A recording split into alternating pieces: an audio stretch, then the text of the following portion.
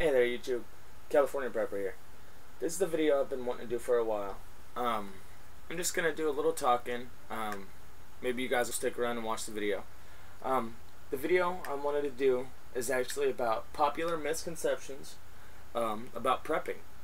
A lot of people think that to be a prepper you have to either A, be crazy and paranoid and, you know, be a nutcase, or B, you have to be a gun-toting maniac that, when they think of preppers, they think of the guy in the ghillie suit hiding in the middle of a field with face paint on him. They don't think of your everyday person that just stores up a little bit of extra food and, you know, has their firearms for safety or stuff like that. So there's a lot of real stereotypical shows out there like Doomsday Preppers and stuff like that. At first I thought, wow, that's going to be really good for the prepping community. I wonder how many people that's really going to get into it. But they actually just made us look like a bunch of nuts.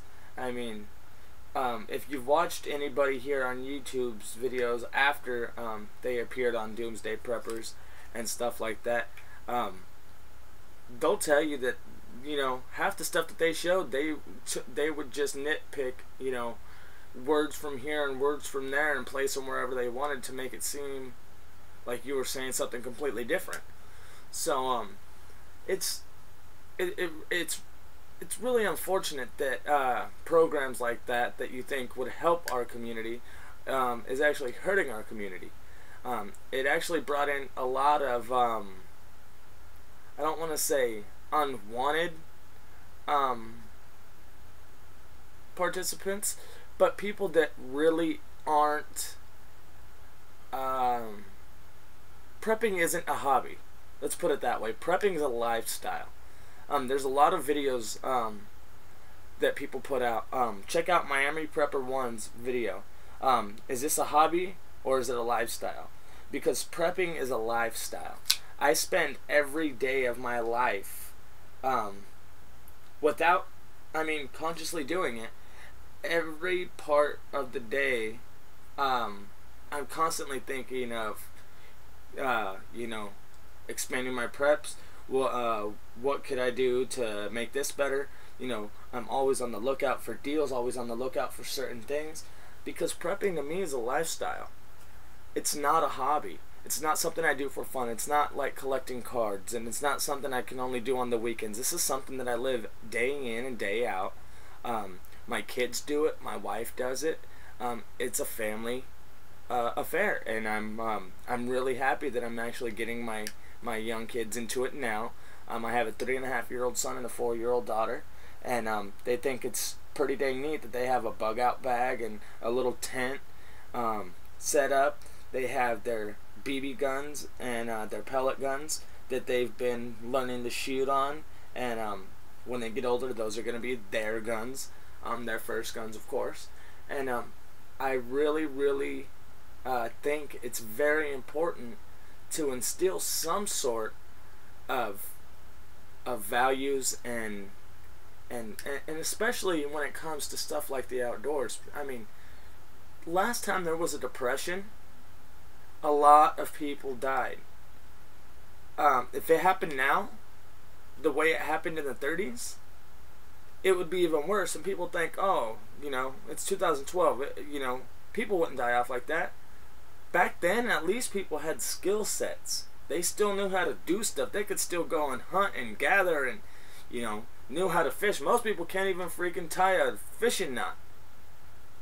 You know, a lot of people have no idea.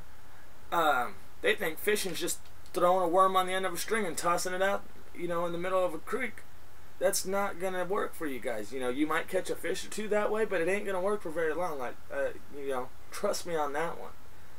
So, for those of you guys that think that the stereotypical prepper, the guy in the ghillie suit with the face paint and the freaking AK-47 and the shotgun strapped to his back and the 4 freaking pistols on his side, that's not a prepper. That's a crazy person in a ghillie suit that's masquerading as a prepper and using the prepper survivalist name as an excuse to be a nutball. And that's just hurting our community more than anything. And those are the people you got to stay away from. You really got to be careful on who you associate with in this community, because it's real easy to fall into those categories with them. You don't want to get dragged into a category that you shouldn't be in, and you don't want to associate yourself with people like that. So be very wary of who you guys associate with, who you guys are sharing your prepping business with. Like, none of my neighbors know that I prep. Very few of my family members know that I'm a prepper. Yes, it is a lifestyle, but it's something I like to keep under wraps, because the last thing I need when something goes down is all my family members heading over to my house. Because it's going to suck, but I'm going to have to tell you, go away and not answer my door. And if you won't go away, I'm going to have to hurt you, and that's not what I want to do, especially to a family member. So, I've even told my own mother this, you need to start putting stuff back. If, you laugh about it now and you think that I'm crazy and whatnot, but when something happens, don't think that you can just show up over here with nothing, because that's what she's told me. Oh, if anything happens, I'll just come over here, son. And, yeah, it's all fun and games and funny to her now, but if something like that happens, as much as I love my own mother and my siblings, I have 2 kids of my own and a wife that I have to look out for now. I have to provide for them. My stepdad's going to have to provide for his family. They're going to have to figure it out for themselves. I'm not saying that I won't help them, but I'm not going to be able to bring them in. I'm not going to be able to take them in and feed them and shelter them. I don't have enough for that. I prep because of my worries that I won't be able to feed my family in an emergency situation. And if people aren't going to take the same steps and give up, we don't eat out. We don't go to the movies. We don't do anything like that. Why? Because any extra money we do have goes to preps. My mom has no problem with hitting McDonald's anytime she has an extra $20-30 to spend. Going and buying DVDs, $25-30 here and there. Not me. If I have $30, that's $30 in preps. And it just amazes me how they can, oh, well, it's all right. You're doing it. You have food put back. That'll, at least I know somebody that preps. No, that doesn't cut it. And it really ticks me off that that's, how people think. I don't have to do anything for myself, because if something happens, I know you have something, so I'll just come over here.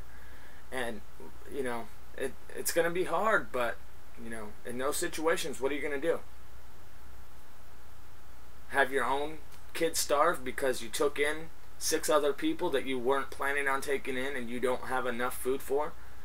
Like I told my mom, if you want to have your plan is to head down here when something happens, start freaking throwing me a couple $100 every month and stocking up food down here. Start bringing rice and beans and whatnot, and I'll store it up down here for you, no problem. So when you do come down here, you have something of your own, but you're not going to show up at my door empty-handed and expect me to take care of you. You are my mom, and I love you to death, and I will do whatever I can for you, but I'm not going to be able to feed my mom, my stepdad, my 4 sisters, all plus my 2 kids and my wife, and myself. It's not going to happen. I have a little bit put back, but what I do have put back would be gone like that if I were to bring another 6 people into it. I can't believe that that's how people think, and it really ticks me off. And that was that's really the meaning for this rant. I'm sorry to go on and on about it like this, but just want to kind of hear what you guys have to think about it. Do you guys have family members that are like that laugh at you when you try talking about prepping to them, but then when then they'll just tell you, oh, we'll just come over here if something happens, And the scary part is, more than likely that's what's going to happen. When shit hits the fan, they're going to show up on your door. And the sad part is they won't even be smart enough to remember to grab the food that they have in their pantry and load it up in their car when they head over here. They're just going to load up in their car and head over here with nothing. Probably not even clothes, blankets, pillows. I mean, if you are trying to depend on somebody else, when you show up to their house, you better at least bring every little bit of food, water, gas, money, whatever you can get and contribute. You better be bringing it, because nobody's just going to take you in and completely food and shelter and protect you when you haven't put any of those preps in order for yourself. So once again, guys, sorry for the rant. Just want to hear what you guys think about it. Like I said, this has been on my mind all night, and I just wanted to do a quick vid and see what my subs thought about it. So please feel free to comment at the bottom. Let me know what you guys think. If you guys have any of the family members that think the same way as mine do, and how you guys plan to deal with that if something does happen and they show up, you know, at your doorstep. What's your plan? So that's gonna do it for this vid. Hopefully you guys will comment like I said, and talk to you guys soon. California Prepper out.